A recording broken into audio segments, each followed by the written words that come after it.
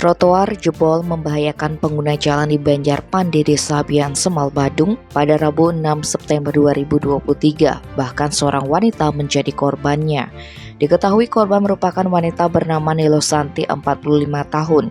Kasih-Humas Polres Badung Ibtu Ketut Sudana menjelaskan, kejadian ini bermula ketika korban berjalan dari arah timur menuju ke barat di trotoar. Setibanya di tempat kejadian perkara, ia pun terjatuh ke dasar kali. Akibat dari insiden itu, kaki kanan wanita asal Banjarpande, Desa Bian Semal, mengalami patah dan luka-luka. Warga sekitar yang mengetahui kejadian ini lantas memanggil petugas kepolisian.